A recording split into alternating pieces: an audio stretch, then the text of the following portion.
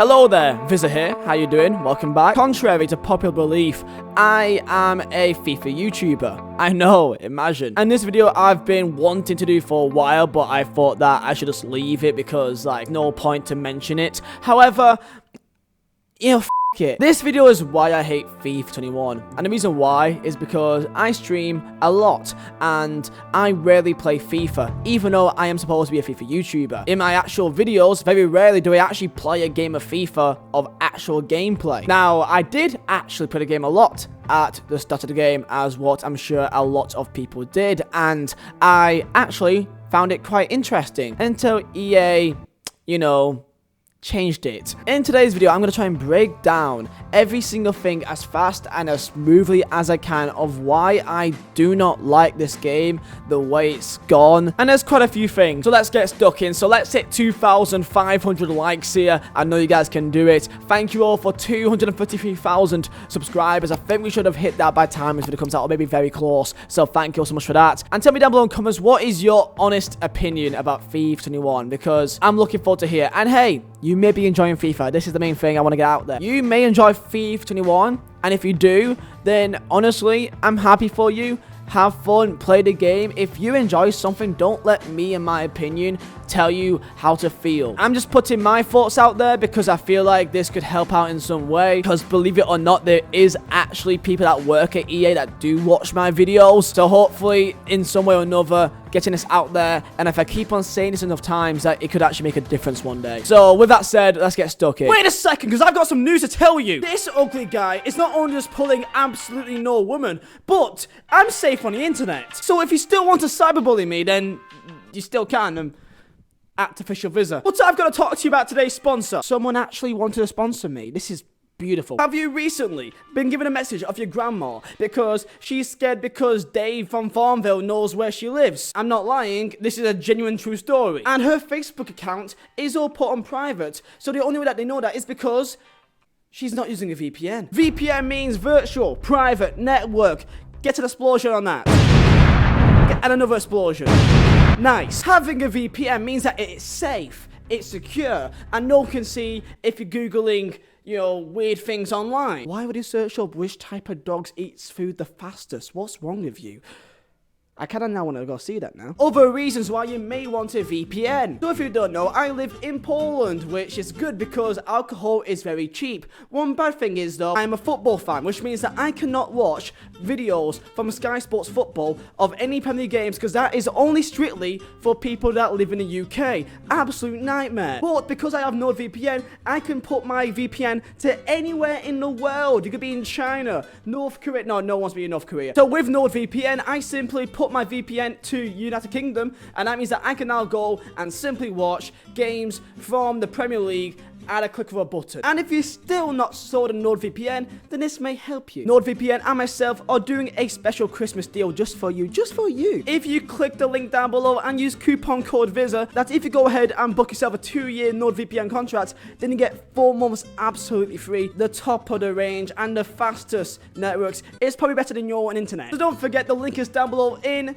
the description, and I want to say thank you for NordVPN for sponsoring this video to give you guys this best content. And with that said, let's get back into the video. The number one reason why I do not enjoy FIFA 21, and this is my own personal reasoning, you may have a different reason to it. However, mine is simply the gameplay is not consistent based on the time of day that you play it, and also because I do in fact live in Poland, I have absolutely awful ping no matter what time of day I play it because I simply live in a different country. Honestly, 50% of the reason why is because of this. Because I live in Poland, there's no servers in Poland. The nearest servers to my country, which I live at right now, is Germany. And if you can watch any gameplay of mine, if I go into games, there's not a single game which I'm below 50 ping. On the average, it's usually around 59, 60, 70, and it does also fluctuate regularly to above 100 ping throughout the game. This kills it for me. I have no issues with gameplay connectivity on Call of Duty,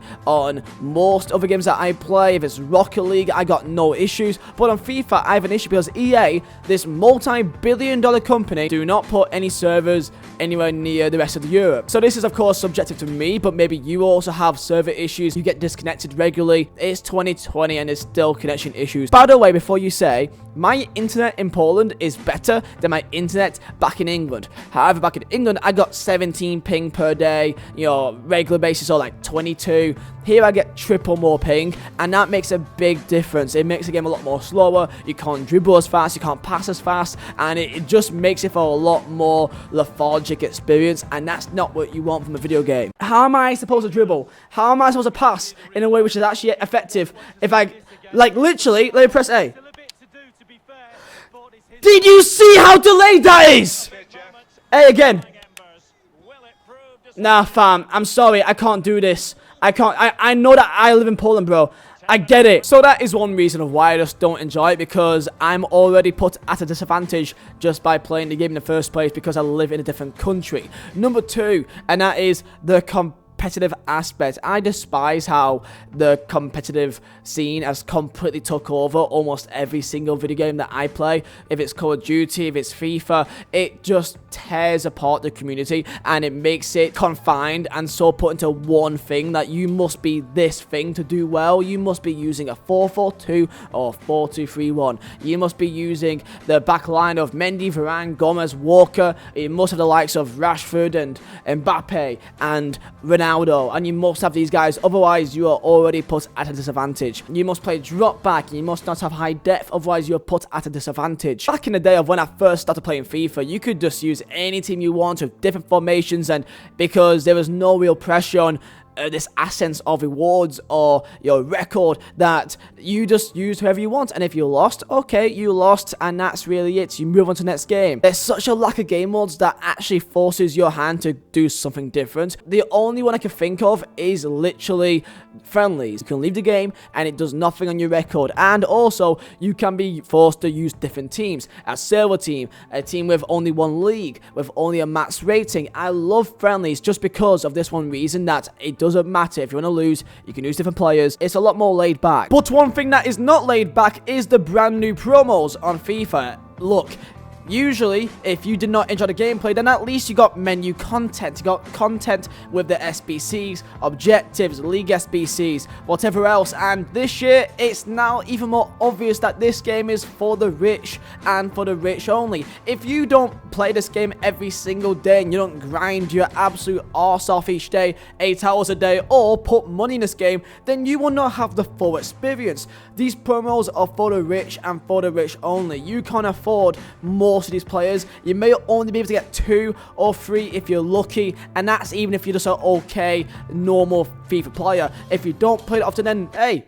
unlucky mate, you can't get this. Most of these SBCs are so incredibly overpriced, it's disgusting. Players that would be, if they were on the market, 5 times cheaper. And it makes it worse that you got things like League SBCs, which is completely killed off this year. One of the most enjoyable parts of FIFA, collecting a team of a certain league, and you could get packs back for that, and you could get a player given back for that. That's no longer a thing now, because most packs are all untradeable, and there's no player that you get given back. So they've completely killed that. The only SBCs that people ever like now is the upgrades. That's one of the only things that's kept this game going. That if you aren't a person that puts money in this game, then you can grind away the league SBCs at 80+ ones, and you can try and do FIFA that way to then be able to get these bigger teams. Thank God for that. And for me and a lot of people, that's the only thing that's keeping us going. And let's not forget Icon SBCs. On the market is worth 875k, but his SBC is worth 1.4 million. Explain this, man. And now let's get into gameplay. This gameplay has made people think that they are actually good at this game, and it's actually sad. Most people who are good at this FIFA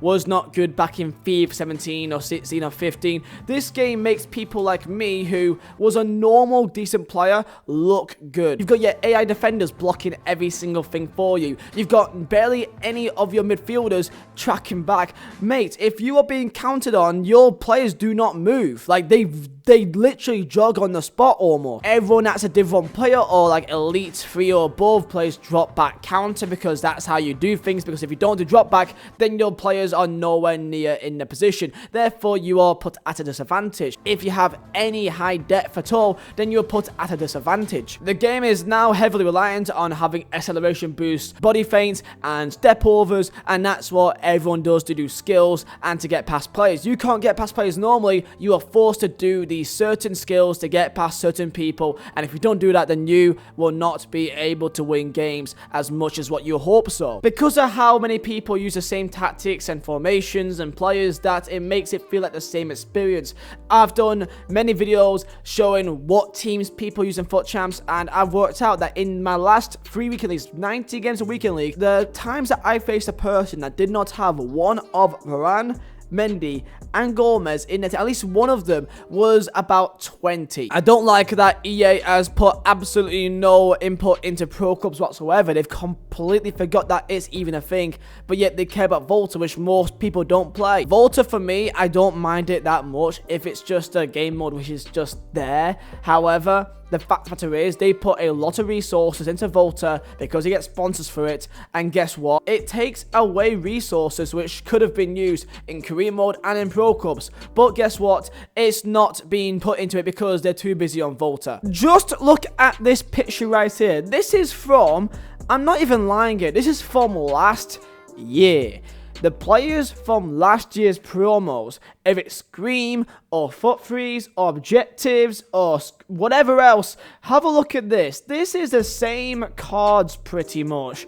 The same cards, Bailey as well, Lala, João Victor, Awa, Oxlade, Van Aanholt. It's the same players they use each year, and you wonder why we go crazy. And how can I forget the plethora of glitches and problems with this game, gameplay-wise? The amount of crazy-ass videos that I see, and I do many videos on about scripting on this game. This game is completely scripted. I'm not even going to even say that I think it is or it could be. No, it is. I have done so many videos and I've seen so many clips of ridiculous things happening. I've seen videos of the ball not even going into the back of the net and it is counted as a goal. I've seen times when there's balls bouncing off players in such a ridiculous way that it just flies into the back of the net. One time it flew from one end of the pitch to the other into the back of the net. I've seen players' legs spasm out of the way just to make sure the ball goes underneath it. I've seen goalkeepers jump out of the way for absolutely no reason and punch the ball into the back of the own net. The amount of issues there is, I have absolutely no idea how this is seen as an esports product, and that's because it's not seen as one.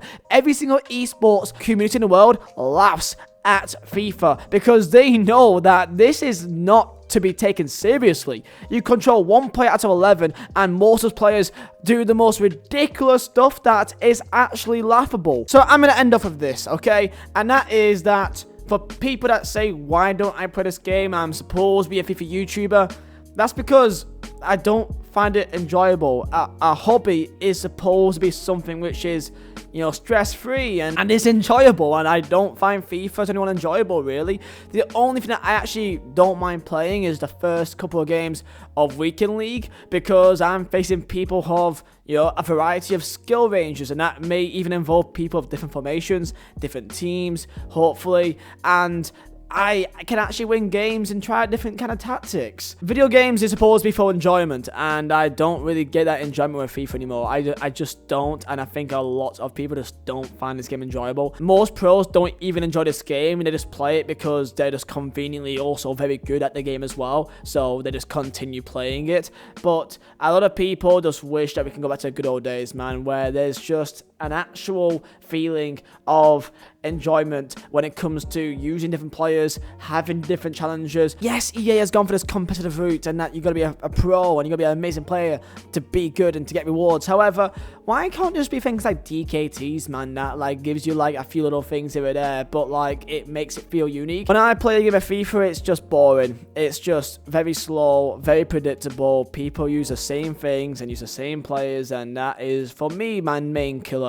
Also doesn't help that my gameplay connection is awful because I live in Poland. So in the background has just been a bunch of scripting, a bunch of different glitches that I found and done videos on. Let me know your thoughts down below in the comments, man. I just, like, just me thinking about this game just makes me unhappy. Like, I like to play F1. I'm going to be getting myself a wheel and a pedal set soon so I can actually like play F1 properly. I enjoy that because for me that is fun, that is challenging, that is something new and unique to me. So I'm going to try that, man. But let me know your thoughts. Let's hit 2,500 likes. And yeah, man, thank you for watching. My name is Viz. I'll see you next time.